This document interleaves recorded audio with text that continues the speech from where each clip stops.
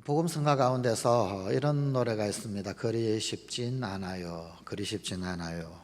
뭐 이렇게 부르는 거죠, 그죠? 그리 쉽지 않아요. 천국 가는 길이 그 길엔 어려움 많아요. 후렴 부분에 이런 노래가, 이런 가사가 있죠, 그죠? 그러나 그리 쉽진 않아요. 하지만 그리 쉽진 않아요. 사실 우리가 예수 믿는다라고 하는 것, 이것이 참 그렇게 쉬운 일이 아닙니다. 주 예수님께서 날마다 순간마다 도와주시니까, 그러니까 지금 여기 이만큼 있는 것이지, 그래도 이만큼 견딜 수 있는 것이지, 그렇지 않다라고 한다면 사실 언제 포기해도 포기했을 것이 신앙 여정이고 믿음 생활이고 합니다. 참으로 우리들의 천국행 그 여정 가운데 어려움 많습니다. 어려움 없다라고 한다면 그건 거짓말입니다.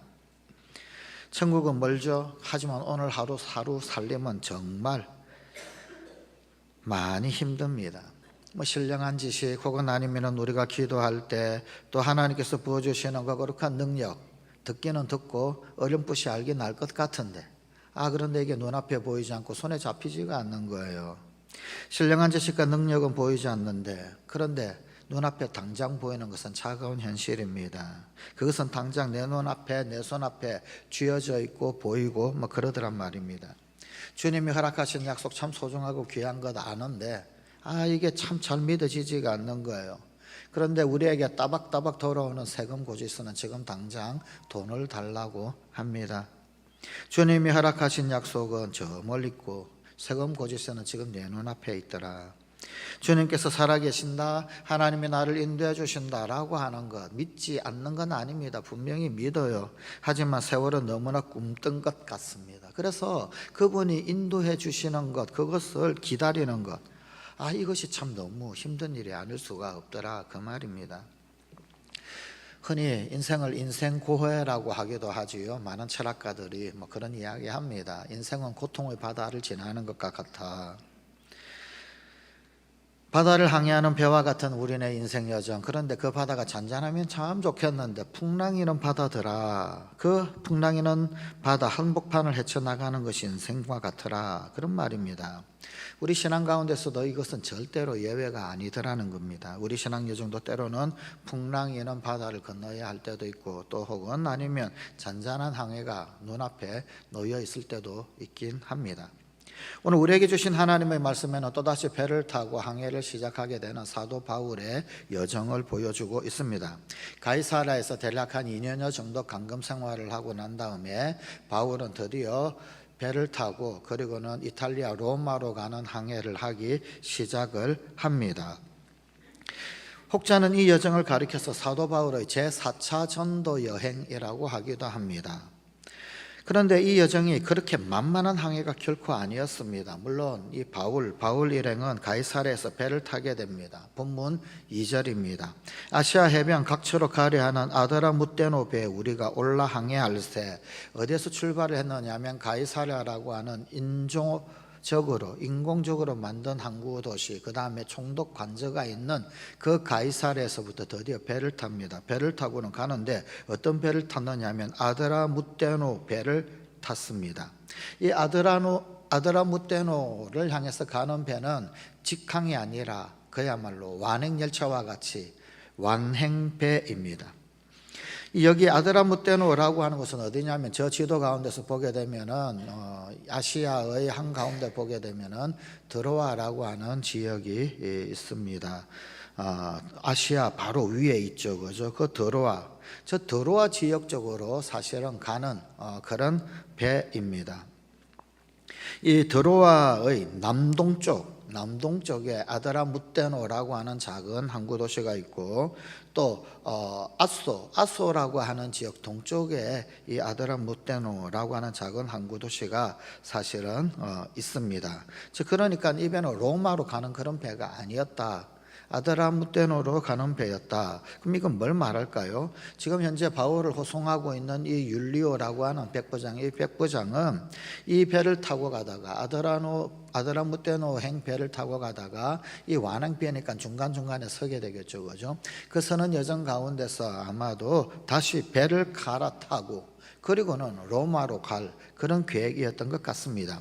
본문 3절입니다. 이튿날 시돈에 대니 가이사랴에서 첫 출발을 합니다. 출발을 해가지고 시돈으로 갔다.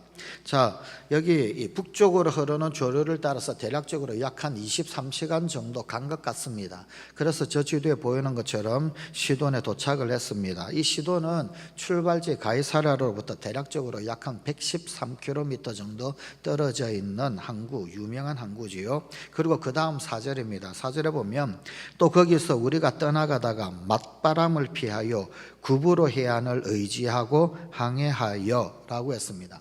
원래대로의 항해라고 한다면 저기에 보게 되면 키프로스라고 하는 섬이 보입니다. 성경상에는 구브로라고 하는 섬으로 나오죠. 시돈에서 원래 서쪽으로 왼쪽으로 쭉 배를 타고 가야 됩니다. 다시 말하면 저 구브로 섬, 키프로스 섬 아래쪽 남쪽으로 배가 항해를 해서 가야 합니다. 그래야 제대로 빨리 가는 항해길이겠죠. 그죠?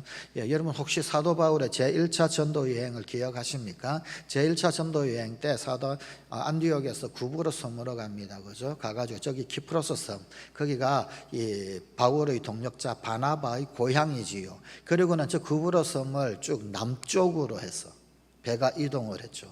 보통 여정이다라고 한다면은 저 구브로 섬의 남쪽 시돈에서 서쪽으로 바로 직항을 해서 그렇게 배가 이동을 해야 합니다. 그런데 지금 그렇게 가지 아니하고 지도에 보이는 것처럼 맞바람을 피하여 구브로 해안을 의지하고, 다시 말하면 구브로 섬의 동쪽, 그럼 여기 맞바람은 뭐냐면 편서풍입니다. 이때 바람이 서쪽에서 북서쪽에서 바람이 불어오더라 라는 겁니다. 혹은 아니면 남동쪽에서 좌우지간 서쪽에서 동쪽으로 바람이 부는, 그러니까 이 시돈에서부터 서쪽으로 이탈리아 쪽으로 왼쪽으로 항해를 한다 그러면 맞바람을 맞게 되겠죠. 그래서 섬을 방아람막이 삼아서 섬 동쪽으로 갑니다. 동쪽으로 가서 해안을 의지하고 가는 길이 됩니다. 그러면 결국은 우회하는 길이 되겠죠. 배를 돌아서 그렇게 항해를 하게 되더라라고 하는 것입니다. 결국 본문 5절입니다. 그래서 길리기아와 밤빌리아 바다를 건너 루기아의 무라시에 이르러, 배는 이 구브로 섬, 즉 키프로스 섬을 오히려 서쪽에 두고 배는 오히려 동쪽에, 그러면서 바람을 맞고 그러면서 가면서 저 소아시아의 이 아래쪽 남쪽 밤빌리아 쪽으로 가게 됩니다. 그런데 여기 어떤 사본에 의하게 되면은 이 여정이 대략적으로 약 한 14일 정도 걸렸다라고 그렇게 이야기합니다. 보통의 여정이다 그러면 한 10일 정도 걸리는 여정, 좀 길다 그러면 15일 정도 걸리는 여정입니다. 그런데 어떤 사본에 보게 되면 14일이 걸렸다라고 하는 기록이 있는 사본이 있습니다. 그렇다라고 한다면 빨리 간 건 아니었다라는 거지요. 빨리 가면 10일, 늦게 가면 15일 정도 걸리는데 14일이 걸렸으니 뭐 그렇게 빨리 가지는 못했던 그런 여정이었던 것 같습니다. 본문 6절입니다. 거기서 백부장이 이달리아로 가려 하는 알렉산드리아 배를 만나 우리를 오르게 하니, 지금 어디까지 갔느냐 하면은 루기아의 무라시까지를 갔습니다. 즉 밤빌리아의 왼쪽, 밤빌리아 왼쪽에 보게 되면은 루기아라고 하는 지역이 있지요. 그리고 그 루기아라고 하는 주에 여기 무라라고 하는 항구 도시가 있습니다. 이 무라라고 하는 항구 도시는 어떤 도시냐면은 저 무라로부터 해서 남쪽으로 쭉 내려가면은 뭐가 있느냐면은 이집트의 알렉산드리아라고 하는 항구 도시가 보일 것입니다. 사실은 이 이집트는 로마의 이 농작물 보급소와 같은 그런 역할을 했습니다.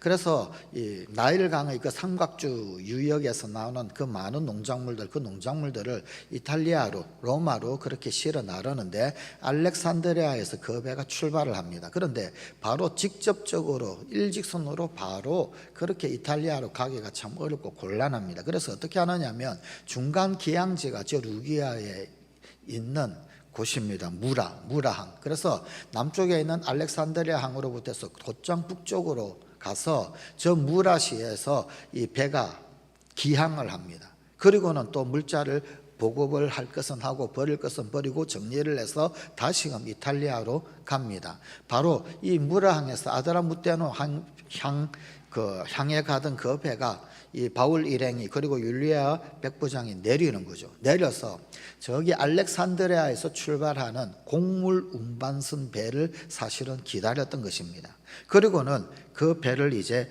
갈아타게 된 것이지요. 결국 이 배는 굉장히 큰 배였습니다. 또 로마의 어떤 양식을 제공하는 그런 배였기 때문에 커다란 배일 수밖에 없었고, 또 곡물선이기도 하지만 여행객을 실어 나르는 그런 배이기도 했습니다. 그래서 276명의 죄수까지도 함께 태울 수 있는 그런 커다란 배, 그 배를 갈아타게 됩니다. 계속되는 본문 7절입니다. 배가 더디가 여러 날 만에 간신히 니도 맞은편에 이르러 풍세가 더 허락하지 아니하므로 살몬의 앞을 지나 그레데 해안을 바람막이로 항해하여, 자, 무라에서 니도까지 가는 것은 어떻게 되느냐면은 대략적으로 이제 순풍을 등지고 가게 되면 약 한 이틀 만에 갈 수 있는 그런 거리입니다. 그런데 역풍이 부니까 아주 어렵게 힘겹게 여러 날 만에 이틀 만에 갈 수 있는 길을 서쪽에서 바람이 계속해서 불어오니까 서쪽으로 항해하는 이 배가 여러 날에 걸쳐서 겨우겨우, 특별히 오늘 본문 말씀에 보면은요, 여러 날 만에 간신히 니도 맞은편에 이르게 되었다라고 그렇게 소개를 하고 있습니다. 또 여기서 더 서쪽으로 항해해야 했지만, 그러나 이 서쪽에서 부는 바람 편서풍, 북서풍이 너무 강하여서 갈 수가 없었습니다. 그래서 또 어떻게 했느냐면 그 전에 키프로스 섬, 구브로 섬을 바람막이로 이렇게 항해를 했던 것처럼 이번에는 그레데라고 하는 섬이 있는데 저 그레데라고 하는 섬 밑으로 가는 거죠.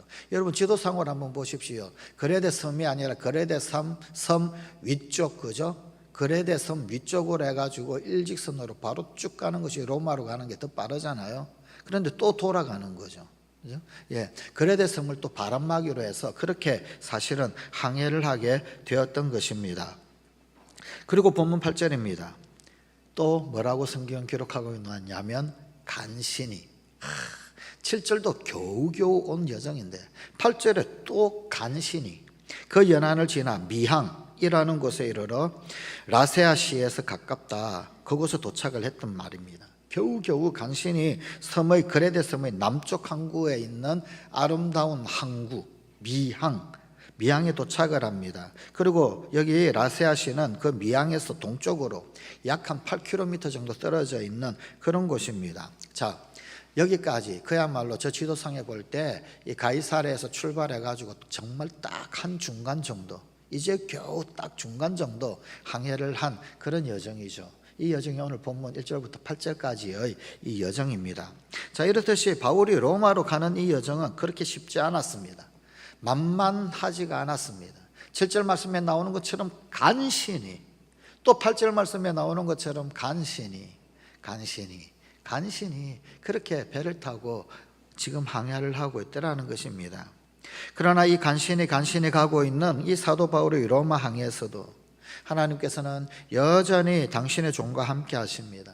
그리고 이 항해를 통해 우리의 인생 항해가 어떤 것인지, 또 우리가 하나님 앞에서 바울처럼 어떤 사역의 여정에 있는지를 사실은 엿볼 수 있게 보여주시는 장면들이 몇 가지가 있습니다. 우리의 인생 항해, 그리고 우리의 신앙 항해에는 어떤 하나님의 뜻이 있을까요? 첫째는 우리의 인생 항해는 죄수들과 함께 탄 그런 구원선의 항해더라라는 것입니다. 본문 1절입니다. 우리가 배를 타고 이탈리아에 가기로 작정되매 바울과 다른 죄수 몇 사람을 아구스도 대의 백부장 율리오란 사람에게 맡기니, 자, 바울이 탄 배의 행선지는 종착지는 로마인데 그가 배를 탄 이유는 뭐냐? 죄수로서 가이사 황제 앞에 최종 재판을 받기 위해서였습니다. 그리고 그와 함께 가는 사람들이 있었습니다. 동행자들이 있었습니다. 그런데 그 중에 일부 사람들은 죄인들이었더라. 라는 것입니다. 뭐 나머지는 상인이나 혹은 아니면은 호송하는 군인들이었겠지요. 자, 그런데 사실 이 땅에 사는 모든 사람들은 전부 다 죄수 아닙니까? 여기 배에 타 있는 사람 바울도 역시 죄수, 그리고 또 함께 가는 사람들도 죄수. 그런데 바울과 다른 죄수는 조금 다르죠. 영적인 의미를 굳이 부여한다라고 한다면 바울은 구원받은 죄수, 다른 죄수들은 구원받지 못한 죄수였던 것입니다.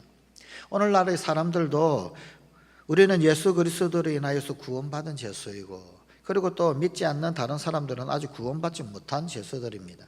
인생은 그런 거예요. 죄인들끼리 함께 배 타고 항해하는 게 인생입니다. 다만 거기에 구원받은 죄수가 있고 구원받지 못한 죄수가 있고 함께 가더라는 겁니다.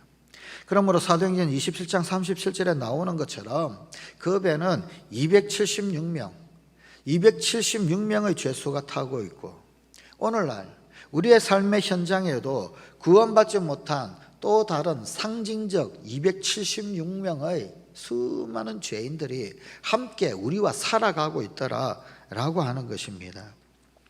또 다른 수많은 우리의 이웃들이 함께 있는 그런 인생 항해, 하나님께서 그곳에 바울을 태우신 것, 왜 그렇게 태우셨을까요? 단순히 그냥 로마로 이송하기 위해서만일까요? 아니요, 한 가지 더 의미가 있었습니다. 그들을 구원시키라고 태우신 것입니다. 그래서 오늘 본문에 있는 사도행전 27장 이후의 사건을 보게 되면은, 그럼에도 불구하고 이 서쪽에서 부는 강력한 바람이 있었음에도 불구하고 율리오는 자기의 어떤 백부장의 그런 어떤 역할, 그리고 또 직무를 수행을 해야 되잖아요.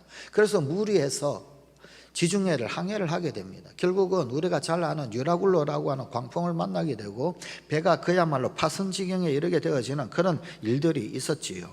자, 그런데 이 사건들을 쭉 보면서 시간이 지나면 지날수록 이 바울이 점점 부각되는 장면이 보여집니다. 처음에 바울이 죄수로 등장합니다. 그리고는 이 율리오 백부장은 선주의 말을 듣습니다. 바울의 말은 듣지를 않습니다. 그런데 시간이 지날수록 어떻게 됩니까? 바울의 말에 귀를 기울이게 됩니다. 심지어 유라굴로라고 하는 그 광풍을 만났을 때 배에 탄 모든 군인들, 그리고 심지어 죄수들까지도 전부 다 살리게 되는 그런 어떤 이 항해 여정의 주인공이 바울이 되어버립니다. 처음에는 죄수, 호송받는 자, 그리고 그 말 영향력도 없고 아무도 말 들어주지 않는 그런 사람이었지만, 나중에는 이 배 전체를, 그 사람들을 구원하는 주인공이 되더라.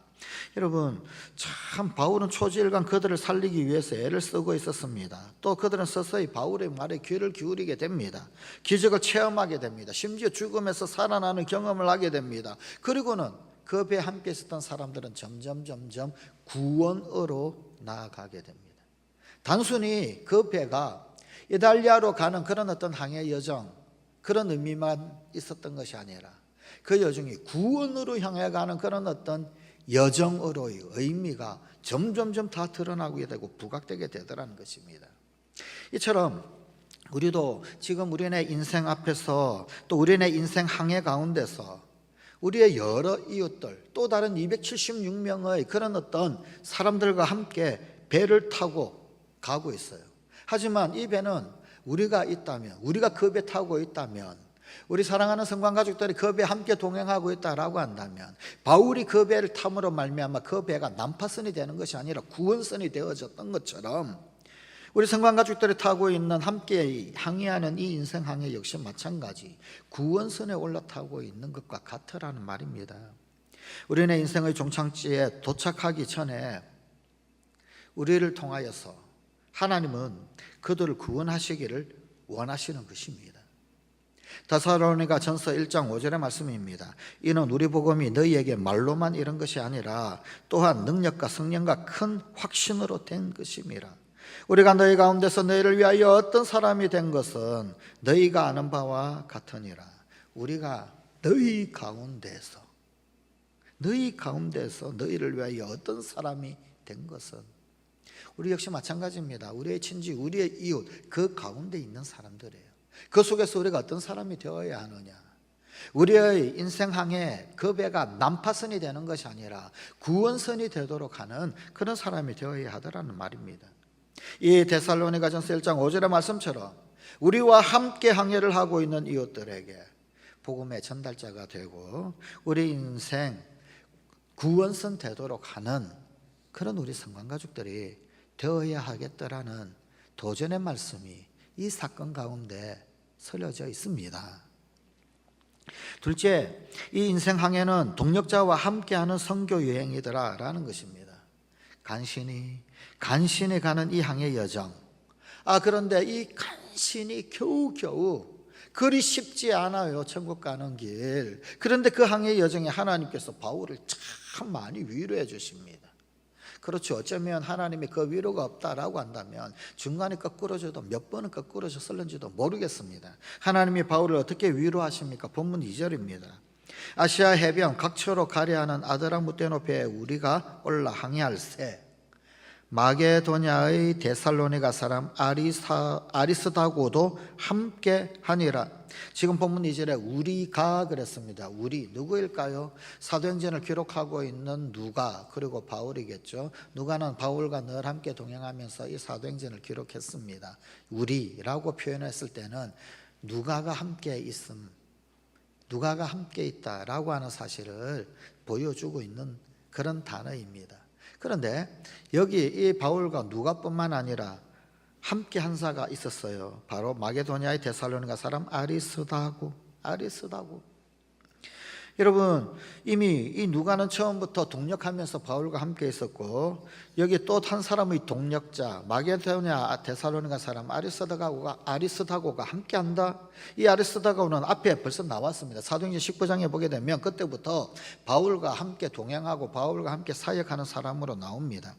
바울이 에베소에서 복음을 전하다가 어느 날 신상을 만들어 파는 자들이, 아데미 신상을 만드는 자들, 그들이 아주 큰 소동을 일으키고 소요를 일으켰던 그런 때가 있었죠. 사도행전 19장 29절입니다. 온 시내가 요란하여 바울과 같이 다니는 마게도냐 사람 가이오와 아리스다고를 붙들어 일제히 연극장으로 달려 들어가는지라. 이 에베소의 소요 사태가 있었을 때, 그때 이 아리스다고는 그 에베소 극장에서 어쩌면 군중들한테 마저 죽을 뻔했던 그런 사람이었어요.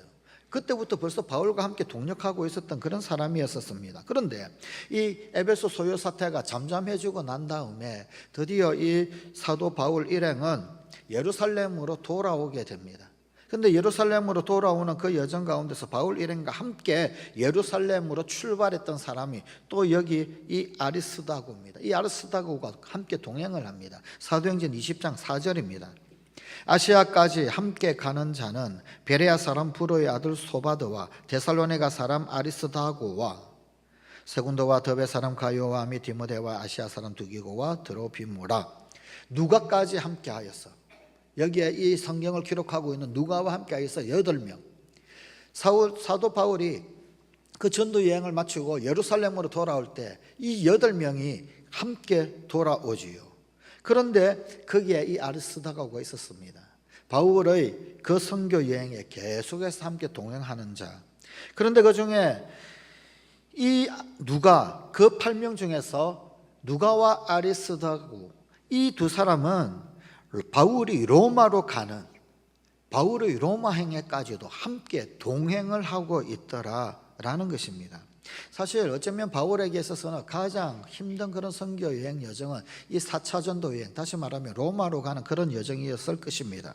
그야말로 참 이 항해가 어렵고 힘든 항해였었어요. 고난의 항해였을 뿐만 아니라 또 로마의 간들, 자기가 자유롭게 복음을 전할 수 있는 게 아니었습니다. 감옥에 투옥되도록, 물론 가택연금이긴 하지만 그러나 투옥되기 위하여서 지금 로마로 가는 그런 여정이거든요. 그럼 이게 정말 쉬운 여정이겠습니까? 그렇지 않단 말이죠. 그런데 바울을 따라서 그 투옥 여정까지, 어차피 가봤자 투옥되는데 그 투옥되어지는 그 여행까지 동행한 자가 누가, 그리고 또 이 아리스다고가 있더라라는 겁니다. 그야말로 이 아리스다고는, 그리고 누가는 진짜 선교 동력자, 그리고 진짜 선교 사역자가 틀림없죠.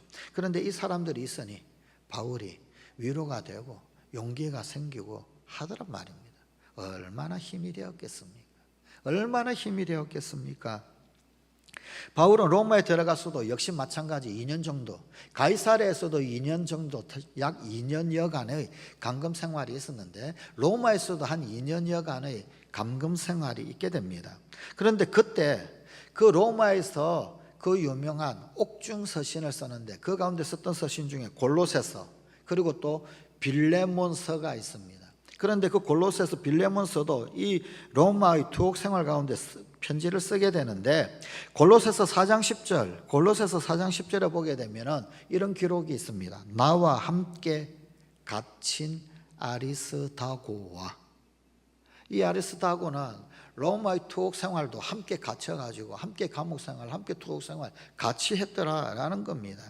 또 빌레몬서 1장 24절에서는 또한 나의 동력자 아리스다고 누가가 문안하느니라 그렇게 기록하고 있습니다. 그 감옥에 누가는 물론이고 아리스다고가 함께 투옥되어져 있었더라. 선교사역자로 끝까지 의리 있게 이 바울과 동행했던 누가와 아리스다고를 볼 수 있습니다. 아프리카 속담 가운데 이런 속담이 있습니다. 빨리 가면 혼자 가라. 그러나 멀리 가려면 함께 가라. 바울은 감옥 생활을 하면서도 그 동력자들이 있어서, 누가가 옆에 있어서, 그리고 또 아리스다고가 옆에 있어서, 함께하는 그들이 있어서 그 기나긴 투옥 여정, 그리고 그의 기나긴 4차 전도 여행, 그리고 그의 기나긴 인생을 끊임없이 표대를 향하여 달려가는 복음 전파의 그 길을 끝까지 갈 수 있었던 겁니다. 함께하는 동행자가 있어서, 위로자가 있어서. 아마 외롭겠죠. 왜 외롭지 않겠습니까? 그런데 옆에 동력자가 있으니까 그 외로움을 이길 수 있는 거예요. 그 외로움에서 벗어날 수 있었던 것입니다. 우리도 변치 않는 믿음과 사랑으로 사역의 동력자들이 될 수 있어야 합니다. 그 누군가의 동력자가 될 수 있는 그런 우리 성관 가족들이 되십시다. 하나님은 그 동력자를 붙여주셔서 하나님의 종들을 위로하십니다. 하나님의 사역이 지속될 수 있도록 힘을 불어넣어 주시더라는 겁니다. 무엇보다도 하나님은 참 위로의 하나님이십니다. 백부장 율리오는 바울에게 친절하게 대합니다. 그래서 친구들에게 대접받기를 허락을 해줍니다. 본문 3절입니다. 이튿날 시돈의 대니 율리오가 바울을 친절히 대하여 친구들에게 가서 대접받기를 허락하더니, 아마도 어쩌면 배가 출발하기 전에 가이사랴에서 총독 베소도가 백부장 이 율리오에게 어떤 명령을 내렸는지도 모르겠습니다. 바울 로마 시민권자라고, 또 다른 죄수들처럼 막 대하지 말라고, 관대히 대하라고 아마 이런 이야기 전했겠죠. 또한 누가와 아리스다고 그들이 바울을 어떻게 대하는가, 바울을 극진히 대하는 것, 그것 보고 야 이거 함부로 대할 사람이 아니겠구나 느꼈을 것입니다. 명령을 듣기도 했지만 옆에 있는 누가가 이 바울을, 아리스다고가 바울을 어떻게 극진히 대하는지 그걸 보고 함부로 대하는 사람이 아니구나 율리오도 알았을 것입니다. 이런 중에 시돈에서 배가 정박하여서 짐을 내리는데 상당한 시간이 걸리고, 그 시간이 있었던 그때 바울은 친구들을 만나볼 수 있었습니다. 이 백부장 율리오가 친구들을 만나도록 허용을 했단 말입니다. 아마도 바울은 그 시돈에서 또 다른 그리스도인들을 만났을 것입니다. 그리고 이 시간은 바울에게 있어서 참 커다란 위로가 되고 또 격려가 되었을 것입니다. 비록 죄인의 몸이지만 그 묶인 상황 가운데서도 또 허락해 주시는 자유, 묶인 가운데서도 자유를 누리게 되는, 또 일행과 대접받기를 허락하심에 대한 그 모든 여정들 가운데서 바울은 하나님 앞에 감사를 느끼지 않았을까요? 하나님의 손길을 느끼지 않았을까요? 하나님 앞에 감사할 수밖에 없었을 것입니다. 주님 감사합니다. 내가 묶였으나 자유하군요. 내가 제약이 있으나 친구들을 만나는군요. 내가 배 안에 있지만 그러나 이 안에서도 엄청난 위로, 그리고 또한 용기, 격려가 있군요. 아마 그것 알라리 감사를 몸에 새겼던 그런 기회가 되었을 것입니다. 성관가족 여러분, 우리도 마찬가지입니다. 우리가 주의 나라를 구할 때 우리의 필요를 채워주시는 그런 하나님, 그 하나님을 신뢰하십시다. 그 하나님 앞에 감사할 수 있는 그런 우리 성관가족이 되십시다. 돌이켜보면 하나님은 일마다 때마다 우리에게 동역자 붙여주시고 응답의 사람 붙여주시고 갇힌 것 같으나 갇힌 자가 아니라 자유하고 또한 우리 가운데 위로를 던져주시는 그런 하나님이시더란 말입니다. 우리의 모든 사역 가운데 우리의 모든 복음을 전가하는 일상들 가운데 내가 신앙인으로 살아가고 그리스도의 제자로 살아가는 그 모든 삶의 여정들 가운데 허락해 주시는 하나님, 허용해 주시는 하나님, 위로하시는 하나님, 그 하나님을 볼 수 있어야 합니다. 그러면 그리 쉽진 않지만 그러나 기꺼이 그리고 또한 끝끝내 천국 가는 그 여정 성공적으로 갈 수 있단 말입니다. 그 하나님의 위로를 봐야 합니다. 그 하나님의 위로를 느껴야 합니다. 겪어야만 합니다. 그러지 않으면 관둬도 언제 관둘지 모르는 여정이 우리네 인생 항해 여정입니다. 허락해 주시는 하나님, 모든 사역 가운데 모든 환경 가운데 이해해 주고 용납해 주시는 그 손길들 혹은 눈길들 혹은 동력자 동행자들 그들 앞에 감사할 수 있는 또 하나님 앞에 감사할 수 있는 그런 우리 성공가족이 되십시다. 셋째, 우리네 인생 항해는 고난을 함께 겪는 항해입니다. 오늘 본문의 여러 여정들을 살펴보았듯이 이 항해는 첫 출발부터 쉽지가 않았습니다. 원래 인생 항해는 어려운 겁니다. 힘든 겁니다. 시돈을 출발할 때부터 역풍을 만났습니다. 7절에는 배가 더디 갔다. 그리고 여러 날 만에 간신히 니도 맞은편에 이르렀다. 그런데도 바람이 또 너무 강한 거예요. 풍세가 너무 강해서 가까운 지역인 미항, 그레데의 그 제일 남쪽선 미항에 가까스로 닿았다. 간신히 그렇게 닿았다라고 성경은 우리에게 알려주고 있습니다. 바울의 이 로마 항해는 그야말로 간신히 간 그런 고난의 여정이었었습니다. 바울뿐만 아닙니다. 배에 함께 타고 있었던 모든 사람들이 다 똑같이 겪을 수밖에 없는 그런 여정이었었습니다. 사실은 이때가 언제냐면 이미 가을이 깊어졌어요. 겨울이 되면 광풍이 일어납니다. 근데 이미 가을이 깊어졌단 말입니다. 조금 차질 있고 그러면은 한겨울이 되면 그야말로 배가 파선 지경의 위험이 있는 그런 어떤 때더라는 거예요. 그런데 그럼에도 불구하고 겨울 항해는 되도록이면 금지해야 할 상황인데 백부장은 또 백부장 나름대로 자기 책임이 있잖아요. 죄수들을 이송해야 되는 그 책임. 그래서 빨리 도착하여서 일을 완수하고 끝내기를 원했을 것입니다.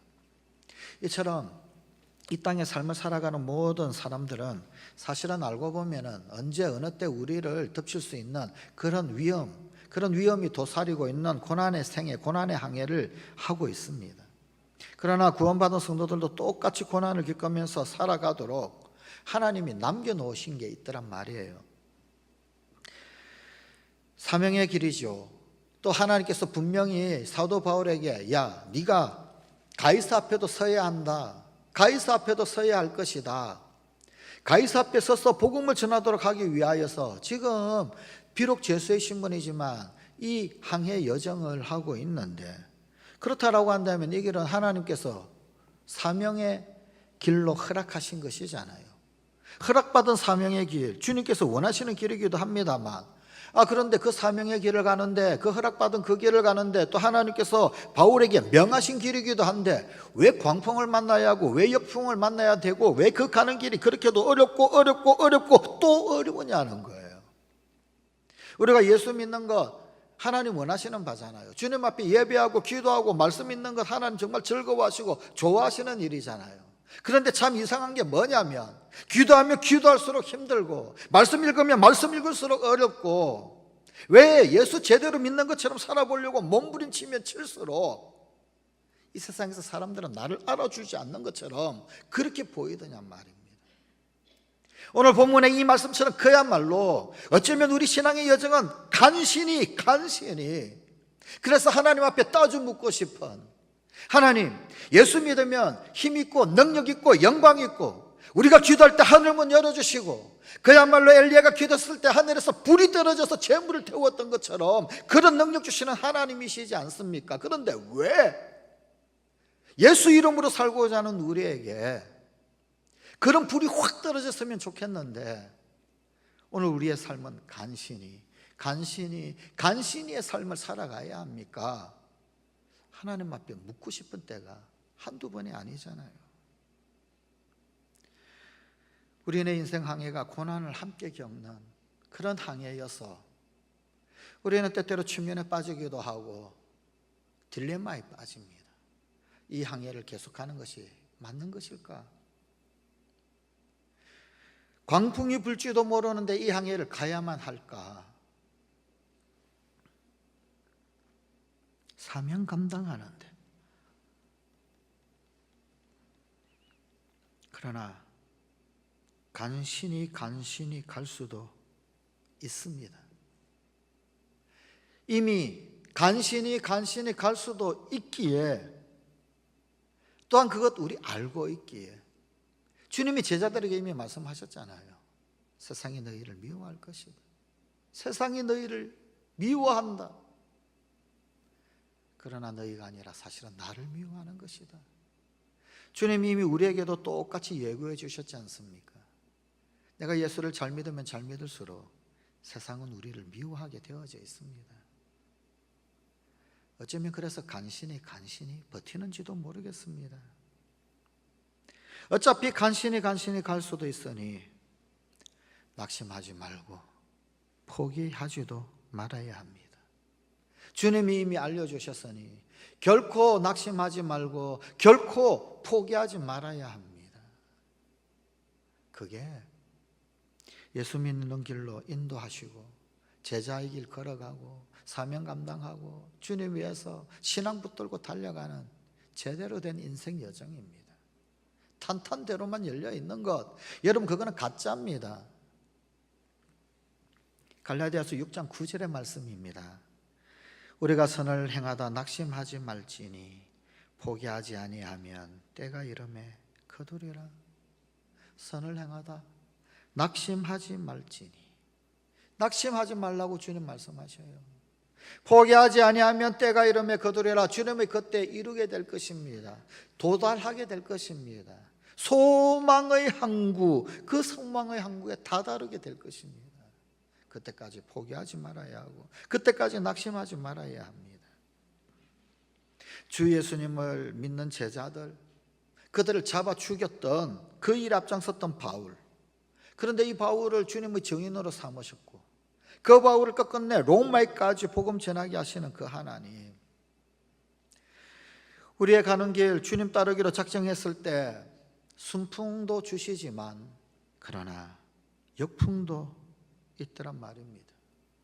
돕는 자도 붙여주시지만 반대자들도 있더라라는 말입니다. 그래서 어떨 때는 간신히 겨우 한 걸음 그렇게 나아갈 때도 있음을 기억해야 합니다. 중요한 것은 그럼에도 불구하고 포기하지 않는 것, 낙심하지 않는 것, 끝끝내 걸어가는 것. 때때로 우리가 가는 그 길이 참 더딘 것처럼 보이고 참 앞이 보이지 아니하고 참 힘들게 느껴진다라고 한다 할지라도 낙심하지 말고 함께 하시는 주님 바라보고 그 가운데서도 여전히 위로하시는 주님 바라보고 그리고 오직 우리 주 예수 그리스도 바라보고 그러면 마침내 소망의 항구에 도달하게 될 것입니다. 우리 주님은 나의 가는 길을 이미 정하신 분이십니다. 우리 주님은 우리를 내버려 두시는 분이 아닙니다. 간신히 가는 그 여정 가운데 고비고비마다 하나님의 위로가 있고 고비고비마다 하나님의 능력이 나타나고 고비고비마다 인도하시고 함께 하시는 하나님, 그래서 그 고비고비마다 하나님께서 영광 받으시는 일들 허락하시는 주님이십니다. 그 주님이 바울과 어떻게 하셨는지 이 간신히의 여정에서는 죄수예요. 이름 없는 죄수, 아무런 영향력 없고 아무런 지도력 없고 그의 말에 어떤 무게가 실리지 않는 그런 죄수, 그러나 그것으로 영원히 끝날 인생이 아니더라는 거예요. 오늘 본문 다음부터 9절에 여러 날이 걸려 금식하는 절기가, 금식의 절기, 여러 날 이후 드디어 그리스도인의 계절이 옵니다. 드디어 하나님의 계절이 옵니다. 드디어 주의 종의 계절이 옵니다. 그때 하나님 영광 받으실 일들이 마침내 나타나게 되고 드러나게 될 것이더라 라는 말입니다. 사랑하는 성도 가족 여러분, 간신히 그러나 그 간신히가 더 빨리 가는 길일 수가 있습니다. 찬송가 373장을 굉장히 좋아합니다. 참 좋아하는 찬양입니다. 우리 한번 같이 한번 불러보실까요? 우리 찬양팀도 한번 좀 같이 한번 불러주시면 좋겠습니다. 373장 고요한 바다로 한번 같이 불러보십시다.